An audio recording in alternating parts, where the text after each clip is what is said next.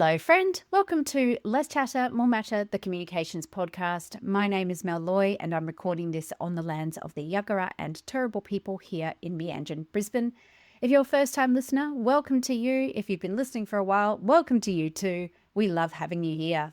So today is episode 4 of a 5-part series that I have co-hosted with the very excellent Prina Shah. Prina is an author, a podcast host. She is a global coach, speaker, trainer, you name it, she does it. She also has some amazing hidden talents like her ability to cook, and she also is a fine arts graduate. So there's lots about this woman that is very impressive. But what's really impressive is the way that she talks about leadership and the way that she helps leaders to uncover their best selves, really. And so that's why I wanted to have this conversation with her over this series to really unpack leadership communication and leading during change. Which brings us to the topic of today's episode, which is all about leading through change. So in this episode, Prina and I cover all sorts of things like what does change actually look like in an organization? Where does leadership come in? What's the role of the change leader? And how do we put some frameworks and things in place that will give you the confidence to really communicate well during change? This is a really great episode, if I do say so myself. So without further ado, let's get amongst it. Here's Prina. Changes is what we are talking to you about today. Leading change. And hello, I am Prina Shah, the host of the Ways to Change Your Workplace podcast, and I'm talking with a brilliant person who is Mel Loy. And I run the Less Chatter, More Matter podcast. And Prina, tell us a fun fact that some of our people may not know about you. I'm left-handed and I love cooking. If I wasn't doing what I was doing work-wise, I think I'd have something in the cooking world I'd be doing. That's my other passion. And I would eat it. Mel, what do we know? What do we not know about you? Well, I was left-handed as a small child. I was. But it was the 80s, man, and went to a kindergarten with a teacher who was convinced that the left hand was the hand of the devil. And so I still brush my teeth with my left hand and do a few other things, but predominantly right-handed. Wow. And if I'm not here, I'm probably running a gym class or actually running, doing yoga. I like to move, can't sit still. Yep. So today, speaking of can't sit still, change. Yes. So we do live in a world that is where change is the new normal. This is BAU for us these days. And that's every organization, no matter your shape or size, where you're located. Some of the biggest changes are, of course, being driven by technology, which is moving so quickly. So we're seeing a lot of AI-driven change. But also just, along with that comes different skills that people need for the future. There are different jobs and industries popping up. Economies, they change the way that businesses have to operate. And all of that is impacting every business, but particularly leaders. Leading through change is now a skill that you just have to have or build very quickly when you become a leader. What are some of the changes you're seeing in the clients you're working with? Very much. So there's always restructure, reshuffles, and they've been there since the beginning of time. Yes. So definitely technological changes. But what I'm seeing are more changes in relation to the way that the person connects with the workforce. The psychological contract that I have with my workforce is very different to this, one-page contract that I have, which is my official job contract. That psychological contract evolves depending on my life needs, depending on the way that I'm treated at work, depending on my entitlements. COVID really opened up people's brains in a different way. We've all had some kind of an existential crisis, I think, in one way or another. We've all been through some kind of funk. And I think the way that we connect with our workplace and our workforce and our peers has completely changed as well. Therefore, I think the role of leadership or management is completely different, right? So you're not just, the manager, you are often a counselor, you're often a friend, you're often, the listener. But you have to have these boundaries as well, right? Because you're still the boss. So 100%. I think leadership is even harder over the last 5 years than it has been. I think this is the hardest time of leadership at the moment, I'd say. I would totally agree with you on that. And I see a lot of leaders struggling with Yeah. this as well. And, I've just had an experience of working through a big change with some leaders. Of the 4 or 5 of them, maybe 2 were well equipped to lead that. And, it can be frustrating too as a consultant coming in where, like, I've done everything I can possibly do to help these people and they're just not stepping up. And the challenge is, that has flow-on effects as well, because if you're not leading well through change, then it makes change that much harder, not just for the business, but for the people who are actually experiencing the change. And as you say, so much of the change we see now, it's not just technology and mergers and acquisitions, that sort of stuff. It's people change. It's the expectation of people's customers, their expectations are changing. But as a workforce, expectations are changing and have always been changing, but they are probably changing more dramatically, I guess, than ever before. We think about hybrid work, for example, and we're seeing a lot of companies, big tech companies in particular, forcing people to come back to the office 5 days a week. That's got to blow up in their faces at some point, because who wants to do that anymore when I've had a taste of hybrid? But it is grappling with those sort of, I guess, not existential questions, and not even operational. I think it's more the workflow of change, and how do we want people to contribute really well and productively in an organization in ways that work for us and work for them. Because you've still got to attract talent at the end of the day and keep the talent. Totally. So change can be individual, it can be organizational, it can be behavioral change, it could be systems change, it could be process change, but usually it's all interlinked in some way or another. And we have to remember that we can't just do, and you've probably seen this, we can't just have a new system change and then plonk it on people and then just tell them to deal with it. We need to remember the humane aspect and the fact that there's 5 generations within the workplace now, and we all have such different brains and different needs as well. Yeah, 100%. And I think the other thing is to understanding what change is. When we talk about change management, which has become, a thing in the past 20 years, and rightly so. But I think a lot of leaders think change is just comms and training. Like it's just, well, we sent some emails, had town hall, and we're going to give them some training and tick, change. But there are actually 5 elements to change management. And there's something I talk about in this book, which is Change Isn't Hard. And those are, well, number 1 is comms. Like there is absolutely communication is a part of change, but it's not the silver bullet. Training is absolutely a part of change. But then you also have governance. So that's things like, are there policies and procedures that need to change to enable the change as well? But also, how is the change governed so that we make sure we're hitting the mark and being accountable and all those things as well? Then there is stakeholder engagement. So this often gets confused on a project team. I've had to do a bit of education recently. That stakeholder engagement is not the same as comms. Stakeholder engagement is when you, as a subject matter expert, a project lead, a change leader, you're going out, you're talking to your stakeholders about what's important to them, what's not, what are the potential roadblocks to this change, how are you guys going to have to work together to get it through over the line. That is different to communication. And that is a project team responsibility and a leader responsibility. It is not a comms person's responsibility. And then the final piece, which is the biggest piece, is leadership. And this is walking the talk. It's helping to remove the roadblocks. It's giving feedback. It's listening, all those things. The thing is, I can create the world's most amazing communication strategy in the history of communication strategy. But if leaders are not showing up, it doesn't matter what I put on paper. It doesn't matter what words come out during a town hall or an email.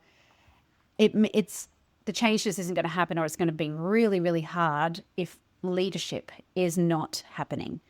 So this is why we have to start going, well, actually, yes, there's 5 elements to it, but they're all hinge on each other.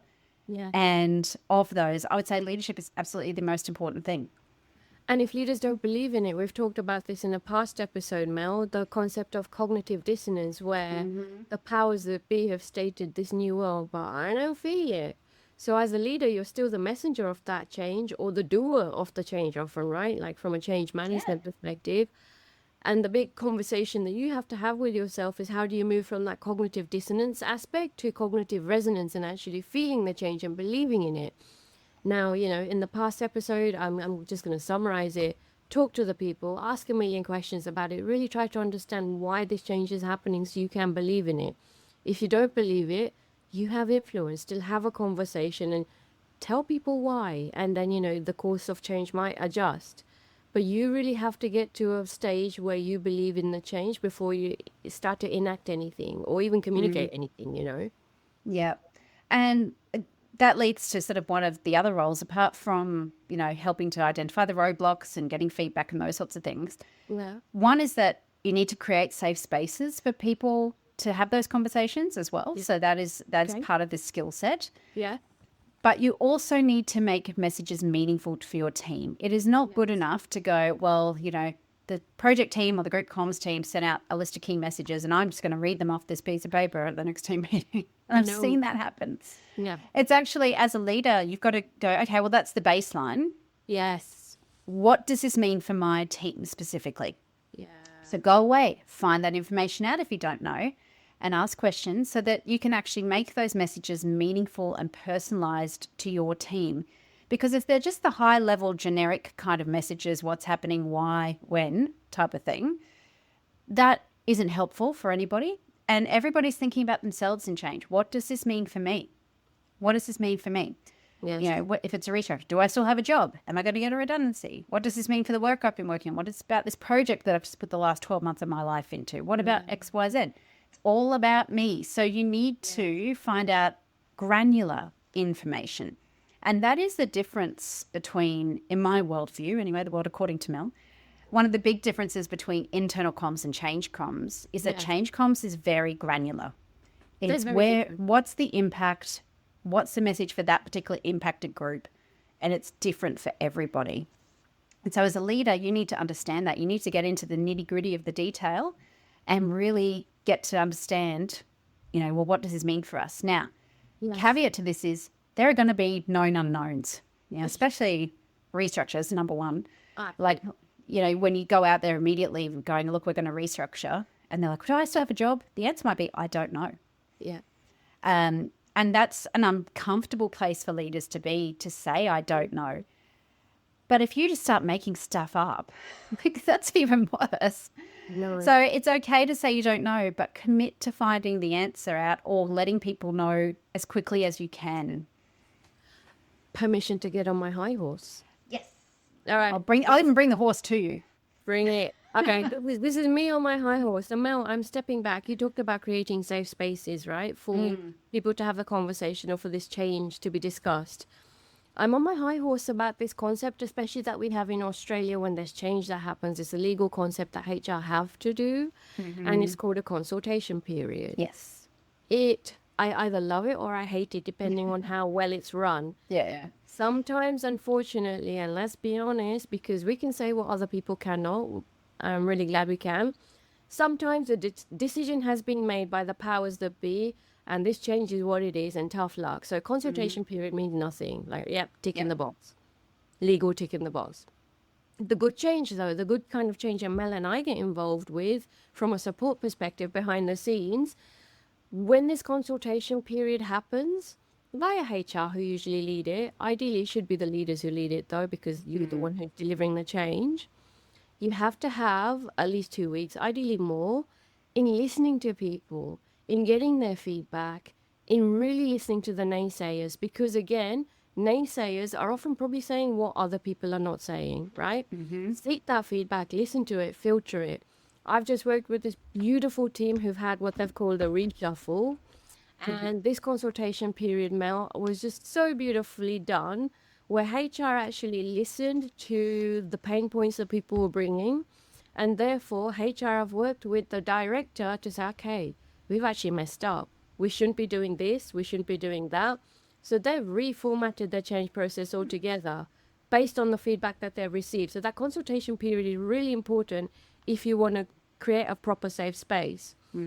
reminding others also, when you are delivering information in that HR consultation period, you've probably been working on messaging with the brilliant minds like Mel and, brilliant people internally and externally to support you as that leader to deliver that message. This is the first time your people might be hearing about it. Okay, so you've psychologically built up, you're completely in the gang, you worked on all of your, cognitive dissonance to cognitive resonance. Your people haven't. Please remember that. So it's that compassionate aspect as well of just being, okay, I'm just dropping this bomb right now. It's the first time you've heard about it. Let's be curious about the way forward now. Yeah. And I think there's a few things there I want to expand on. And one is, you talked about the legal requirement of consultation. Yeah. And from a comms perspective, there's lots of things you have to do around that. You have to call everything a proposed structure until it's done. And then then you can call it a final structure. And you've got to be very careful about the words you use around all of that too, not just as a comms person, as a leader. You have to actually, talk about it as a proposed structure before it becomes a final structure. And then you might have a redeployment period and all those sorts of things as well. But from a legal perspective as well, and this is something that I'm often shocked that senior leaders I work with in Australia have no idea about, is that the workplace health and safety legislation was updated almost 2 years ago now. And under psychosocial risks, and that's been included in there for a while, they added poor change management as a psychosocial risk. Yes. Now, this includes things like lack of genuine consultation. That is in there. It's also not enough time on top of BAU to actually do the change. So if people have to do training and they're expected to do it out of hours or whatever, that's not okay. No. Poor communication is listed in there as a psychosocial risk. There's a whole bunch of things that are in there. So it's not just because it's the right thing to do, but also you are on the hook. And this legislation is already being tested. So University of Technology Sydney has already been investigated under this workplace health and safety legislation because of a restructure. So it is not something to just, stick in the back pocket. You can't get away with that anymore, at least not in this country. No. And you don't want to be the first, pancake in the frying pan, being the test case for your industry. So, it's a reputational risk as well. But the other important point you made was context. And a lot of the change we work with businesses on is a new organizational strategy. So most companies refresh their strategy every 3 years. Sometimes it's because they've got a new CEO. Sometimes it's because, cool, we achieved that last lot. And customer expectations have changed. Things have changed. We need a new strategy. Okay. And executives and the strategy team, whoever is involved, they've been living and breathing that strategy for months. It's their baby. They know it inside out, back, the front, upside down. They will be able to tell you every piece of research that went into it, every, version 67 of it, how that differs from version 85 and all that sort of stuff. And then they go, cool, it's time to launch a strategy. And then we have a town hall. And then we have maybe some packs go out to some leaders. And then they're like, why doesn't anybody know about the strategy? And the reality is, again, we're seeing this with a lot of research around the world, only 1 in 3 senior leaders can actually name 3 to 5 of their organization's goals. Wow. Right? Yeah. So if they don't get it, there's no chance in hell that Marianne in the mailroom gets it. And that's what they're finding. It's like less than a third of frontline employees actually understand the strategy or know what it is or have any affinity to it. Gosh. So, they've been living and breathing in this bubble and then cannot understand why nobody else has. Wow. So, well, as a leader, once again, this is your role to play. If you don't get it, go and find out. Ask the questions, understand what it means for you and your team, break it down, and then work with your team to create an understanding together of what that looks like. Because we also know this communication cascade, it's broken. Yes. Middle management, they're not passing stuff on. They're too busy. They've got other stuff to do. No. So get everybody involved in understanding and unpacking what the change means for them. That co-creation is so much more sticky and people feel a sense of ownership, which brings me back to something else you said about resistance or reactance. And this is the thing, reactance is high when we feel like change is happening to us. Yeah. that somebody's telling me what to do. I don't like being told what to do. No human does. And reactance just goes through the roof then. But if I feel like I've had a say, a sense of ownership, a sense of Yeah. co-creation, Yeah. then that brings the reactance down a Yeah. notch. And also, like you said, sometimes that reactance or resistance is actually really good feedback. Reframe it in that way and thinking, okay, well, my team aren't doing this. I need to understand why. And maybe it's because the instructions just weren't clear. Or, something was said in a meeting a couple of weeks ago and it was just an offhand comment, but you didn't think anything of it at the time. Like, oh, okay, whoops, Yeah. that was, I didn't realize that had that effect.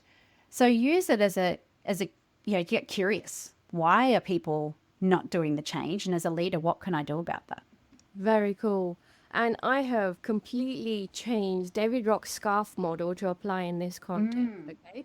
So the Love scarf the model scarf model. Love it. is a good one. But the scarf model stands for status. So I still need status within the workplace. Even during change, I still need to feel like I'm important. I need certainty, so I still need business as usual aspects, and guaranteed with any change, there's still BAU as well as whatever's Oh, happening yeah. elsewhere. I need autonomy. A is the autonomy. I still need to feel like I'm still doing my own job and that I'm an adult and being treated like an adult. I think the R is relatability. So I feel like I still need to feel like I belong, right, in relation to that. And then the F is the fairness aspect. And this is what you're really talking to here. We need to have that conversation from a fairness perspective and co-design things as well. I presented to a group of my HR peers once, Mel, a couple of years ago, and I had 150 people staring at me like, oh my God, my people. They're the hardest people I feel to present to because, Yeah. I'm one of them. They're my people. Yeah, yeah. And I gave them a 2x2 framework because consultants love it. And this framework is trust against change, okay? So when you have low trust and low change, I call it a sinking ship because that's where you are. No trust, no change. If you've got high trust but low change, you're kind of flying blind. Okay, things are kind of, you're just like, oh, okay, we're just sticking our finger in the air. If you've got high trust but low change, your people are ready to take off. They're just waiting for clear direction. They're just the waiting. And then the utopia, high trust and high change. Okay, plain saying, right? That's the utopia. So I asked this group of HR people, okay, so you've been trained in the best, ADCAR, ProSci, Quota, all of the sexy change management models. I know you're super brains in this aspect. If I was to ask you where your people sit out of 1, 2, 3, and 4, where do they sit? Most people told me that they're in an organizational culture where it feels like it's either a sinking ship or people are flying blind. To which I say, why are you applying these sexy change management methodologies when your people are not even ready for it? So we need to meet our people where they're at as well. And our organizational culture where it's at. We can't make it too logical. Sometimes we can we can over academia things just because we've been trained or whatever. But we need to bring it down as well. Have you come across this yourself? Yeah, absolutely. And, there's a lot of faith put in these change management models too. Well, There's nothing inherently wrong with them, but a lot of them, like ADCAR, are very outdated. ProSci is the same. They're still flogging them. They're still making a lot of money out of them. But it gives the impression that change is linear, and it absolutely is not. It absolutely is not. The change often changes as we're changing. Goalposts shift, other things come along like, I didn't expect that to happen, all that sort of stuff. yeah. But again, like you talk about, if you've got a culture there that's not ready for change, so they're going, you'll probably find some teams are and some teams aren't. Yeah. But if you've got people who are just not ready for it, that makes it so much harder. And so that means you can't just throw your hands up in the air and go, oh, it's too hard. They're not ready for it. Okay, well, what can you do to get there? And what's within your control as well? So it could be, as we say, co-creation is a great way to get people there because solve the problem together. Typically, change is trying to solve a problem, right? And so this is about getting them involved, whether it's a restructure or technology or whatever. You've told us this. So go back to feedback that you're getting from people. What are the pain points that they're experiencing every day, whether it's for themselves or their customers or whoever. Help us solve the problem. Yes. So then again, skin in the game. And when you've got skin in the game, you're more likely to invest in it. The other thing is talk about what's not changing. Yes. Because you need to sometimes, like you said, uncertainty is not great for people. We hate uncertainty. And uncertainty breeds fear. Fear breeds poor behavior. You've heard me say that before. So talk about what's not changing as well. Not just in change, we tend to have, and I've been guilty of this in the past, when we create our key messages and all that sort of stuff, we just talk about the change and benefits and blah, blah, blah. But actually, we also need to talk about what's not changing, what stays the same, to give people something to anchor to. And also talk about what's going to be tough. Be open about it. Like, this new system is going to be, it's going to take time to learn, and we're probably going to have some teething issues, blah, blah, blah, blah, blah. So, be prepared for that. We'll give you the training. We're here to support you. It's not going to be an overnight success. We know that. It's going to take time, but we will get there. And in that, if you've got prior examples to refer to as well, to give people that confidence, like, remember how we did this system change 3 years ago? Yeah, it was messy to start with, but now we're all using it every day fine. We're just going to do the same thing again. And so it gives people that confidence. Oh, yeah, we have done this before. Like, this isn't, this isn't all new. So there's lots of different ways you can build that readiness. You've got to try some things. Just try something, experiment, see what works, what doesn't, and learn from that. Yeah. Absolutely. There's something else you talked about too.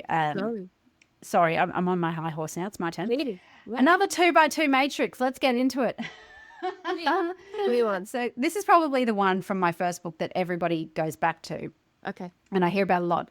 But it's how people respond to change. And you probably heard, and your listeners probably heard of the change curve as well, that sort of thing. The change curve, again, it's quite an old piece of academia now. Again, not to say it was wrong at the time, but again, it does presume a linear kind of path and that everybody follows the same steps. But we know that's not the case. So from a leadership perspective, you've got to put your audience hat on and think, well, what are the likely ways that people are going to respond to this? Yeah. And how am I going to communicate or act in a way to either mitigate that response or to accept it and work with it? So 2x2, bottom axis is where we talk about processing time. So some people process new ideas and new things really quickly. Maybe they were brought up in a way where they always had new things to try and those sorts of things. So their brains are kind of wired for it. Others take a bit more time to process and think through stuff. Correct. Before they come to a decision. And then on the vertical axis, you've got risk aversion. So some people are very highly risk averse, and there's lots of reasons for that. Yep. It could be you've had a really bad experience, a change in the past. And trauma. So then, trauma, absolutely. You've got really shit leaders. They're not making it helpful. But some people are just, I think, a bit innately risk averse anyway by nature. Yeah. And then you've got other end of the spectrum where other people are not risk averse at all. They're the ones who are doing the bungee jumping. They're the ones who are happy to try a new piece of software, technology, whatever it might be, give it a go. Yeah. So in that bottom quadrant where you've got low processing time and low risk aversion, they're what I call the happy Helens. So happy Helens typically, and again, it's not going to be for every change. If you're being told to be made redundant, maybe you won't be so happy about it. But in most changes, they're pretty upbeat about it. They're like, yeah, cool. All right, I'll give that a go. Even in a redundancy, they might be like, silver lining. Well, I'm just going to go do this now. Blah, blah, blah, blah. They don't dwell on it necessarily. They're off and racing. The challenge with our happy Helens is they can go too far too fast. So if you had a whole team of happy Helens, dead set chaos. Absolute chaos. You'd never get anything done because shiny thing syndrome. That is chasing the dopamine, right? Yep. And that's great. They're great change champions. They're great people to, be advocates for the change. Yeah. But sometimes you need to pull them back a little bit and go, yeah, that's a great idea, but let's just solve this first. Let's get this done. Then you've got a higher processing time, but still low risk aversion. Yes. So that's what I call our cautious cows. Yes. They're typically optimistic about change. They're, happy to see the good in it. They're not going to, react badly straight away, but they will have questions. And as a leader, you need to be prepared to answer a lot of questions. Cool. They are very good for pulling the reins on the happy Helens, like just sort of going, that's great, guys, but have you thought about this? So you need those people on your team too. Where we have high risk aversion and low processing time, I call them your nope Nellies. Yeah. The default answer to change is nope, just no. It's we tried that before and it didn't work kind of scenarios. Yes. If it ain't broke, don't fix it. All that sort of stuff. So they are often straight away, this is bad. Now, how you deal with those types of people, number one, sometimes, like I said earlier, they have really good reasons for saying no. So dig into that, be curious. Okay, can you tell me why you think that's a bad idea or why that didn't work? Or, okay, so it didn't work last time you tried this, why not? What would you do differently this time to make it work? Yeah. So get them involved. They've often got a lot of organizational knowledge that you may not be aware of. Yeah.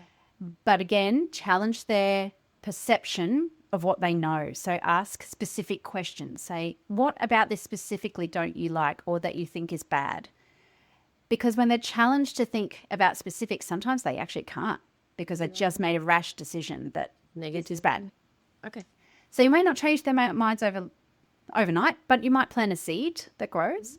And then the final quadrant is that top right where you've got high risk aversion and also high processing time.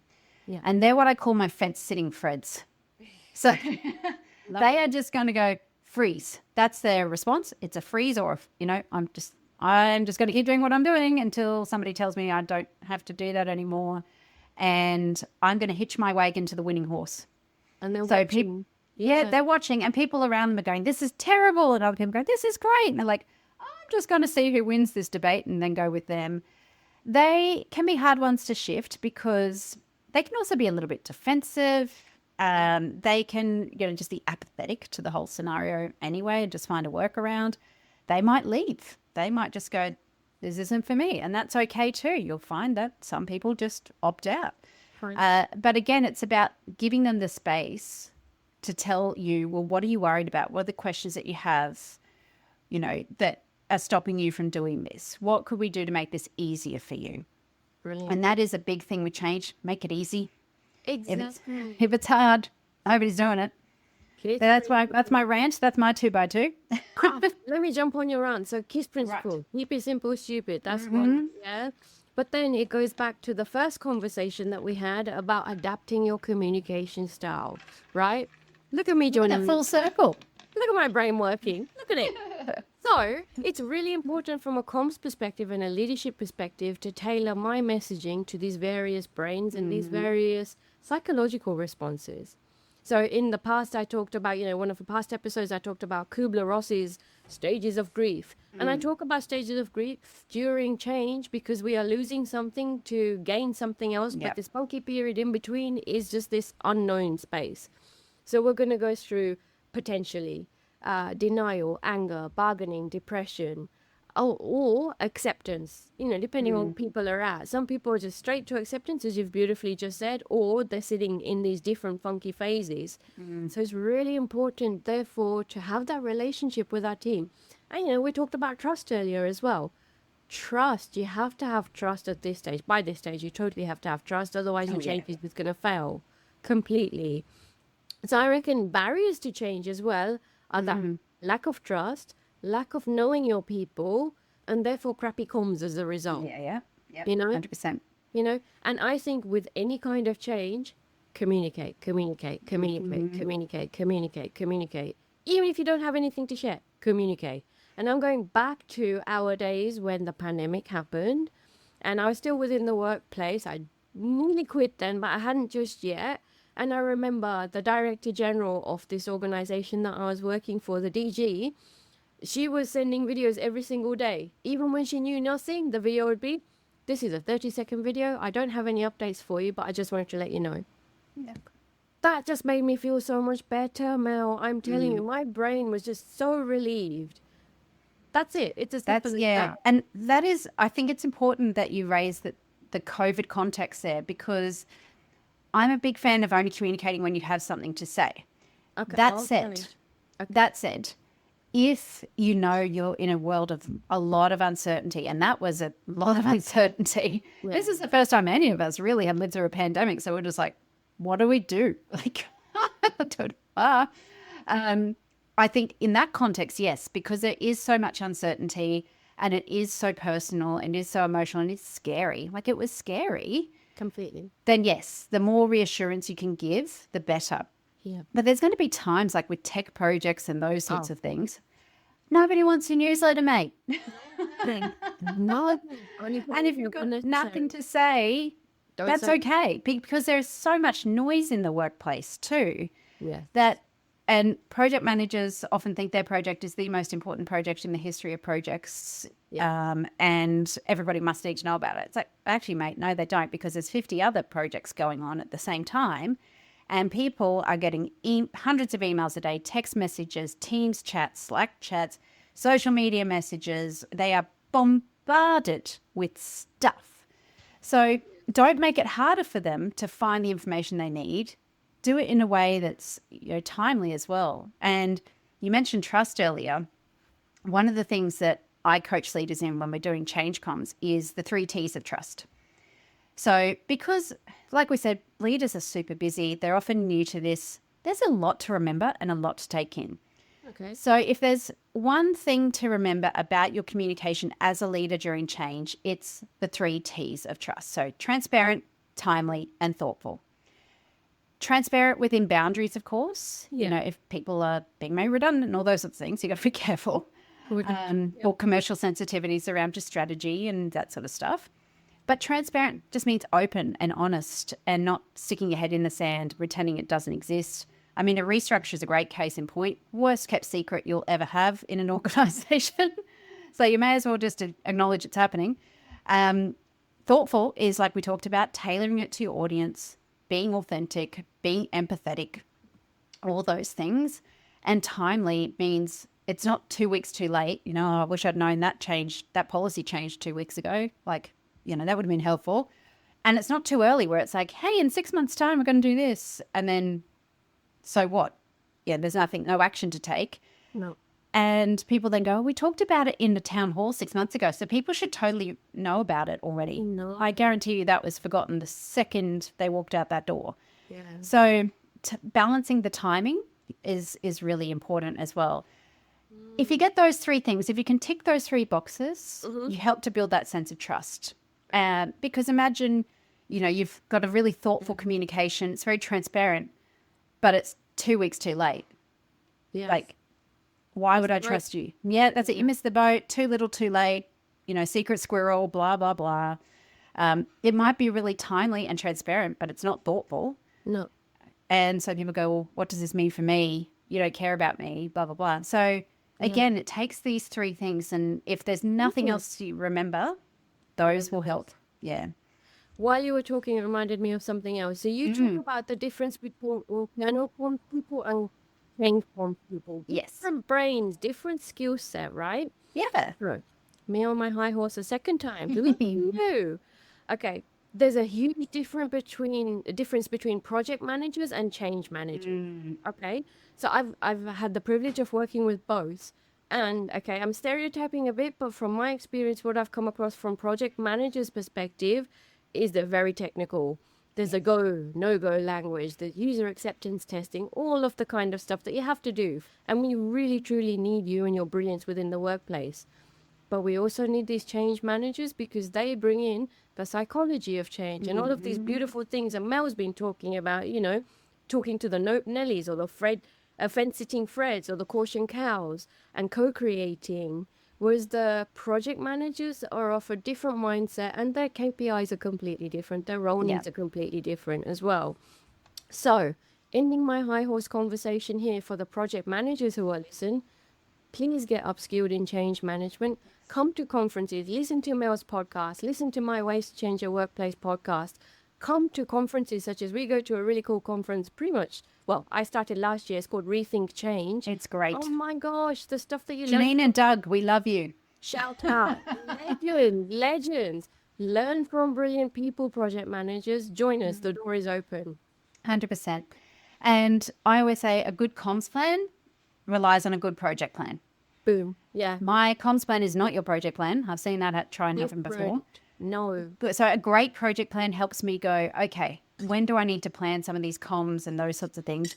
If you are lucky enough to have a change manager, it kind of sits in between those two plans. Yeah. And the change plan will suck in your comms stuff and the training and all those sorts of pieces as well. Yeah. And the other important role that change managers do is the impact assessments. Yes. So, they will go through and go, okay, well, who does this change impact? What does that look like?